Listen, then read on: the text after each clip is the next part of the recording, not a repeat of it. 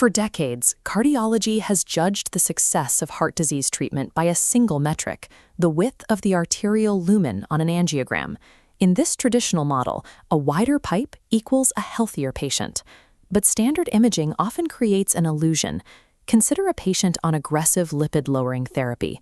Their cholesterol levels drop and their systemic inflammation vanishes, yet their follow-up angiogram shows no measurable increase in the size of the artery's opening. To see the reality, we use Intravascular Ultrasound, or IVUS. This technology uses a microscopic sound-emitting catheter to look inside the arterial wall itself, revealing the physical volume of the plaque rather than just the empty space where blood flows. Data from Asteroid and Glagoff confirm this. The chart shows total atheroma volume shrinking, yet the luminal area line remains flat. This is the Lumen Paradox. As plaque dissolves, the artery's outer boundary shrinks inward at the same rate, keeping the internal diameter unchanged. This isn't a failure of the medication. It is an active structural healing process, coordinated by the external elastic membrane, or EEM. The EEM is the outer structural skin of the artery that regulates the vessel's overall tension and size. For the general population, a stable, shrunken plaque is enough to prevent a heart attack. But for endurance athletes, this geometry presents a problem. High-intensity performance requires a massive coronary flow reserve, the ability of the heart to receive 5 or 6 times its resting blood volume. Because structural healing often results in a static baseline lumen, athletes cannot rely on the resting anatomy of their pipes. They must instead develop superior endothelial function to achieve the dynamic flow necessary for competition. The process of plaque regression begins when plasma LDL cholesterol, the low-density lipoprotein that carries cholesterol, drops below 50 milligrams per deciliter. This is the threshold where cholesterol stops accumulating in the arterial wall and begins to leave it. Macrophage foam cells use proteins to pump cholesterol out, shrinking the plaque's lipid core. They then signal smooth muscle cells to weave a dense collagen net. This thickens the fibrous cap, transforming a soft, dangerous plaque into a stable, dormant structure. To understand why this internal shrinking doesn't enlarge the lumen, we look to the 1987 Glagoff study on how arteries compensate for disease. When plaque first builds up, the outer EEM wall expands to accommodate the mass, keeping the central lumen clear. Regression reverses this. As the plaque shrinks, the artery wall contracts inward. This reverse remodeling restores healthy tension, but the resulting lumen size remains unchanged. The paradox is resolved. The artery did not fail to heal. It traded vessel diameter for mechanical stability and resistance to rupture. For master athletes, this structural healing is often complicated by a specific epidemiological reality.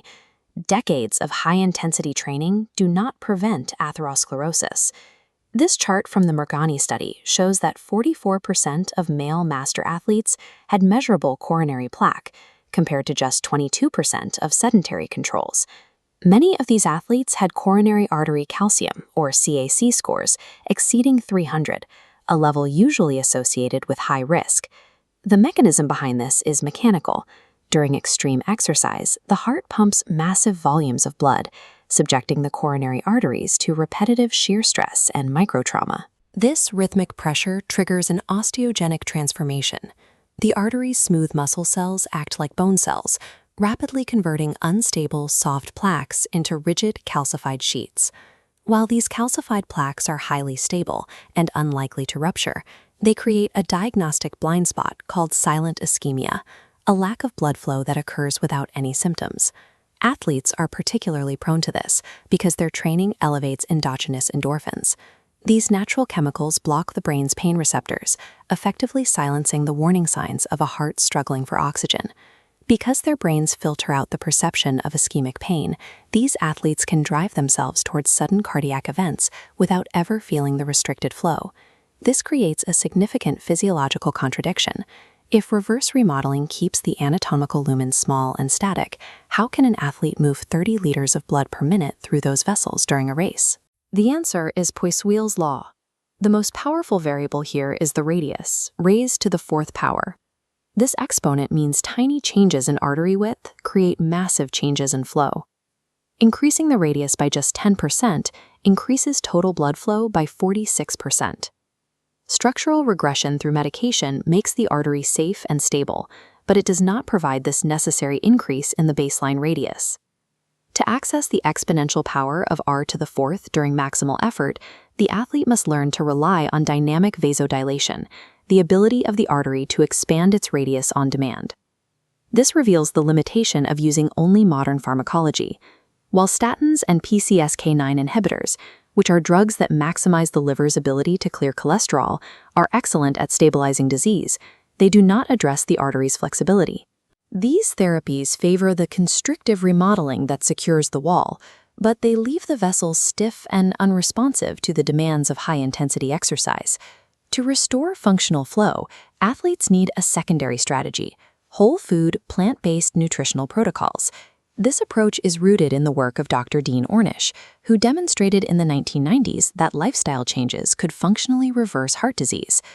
Plant-based diets are rich in dietary nitrates and polyphenols, which restore the availability of tetrahydrobiopterin in the artery wall. Tetrahydrobiopterin is a critical molecule that allows the body to produce nitric oxide. This molecule recouples the eNOS enzyme, endothelial nitric oxide synthase. When this enzyme is healthy, it floods the vessel with nitric oxide, allowing the artery to relax and expand its radius the moment it detects the shear stress of exercise. This is the dual benefit model. Pharmacology provides structural stability by shrinking the plaque core, while plant-based nutrition provides functional reserve by allowing the vessel to pulse and expand.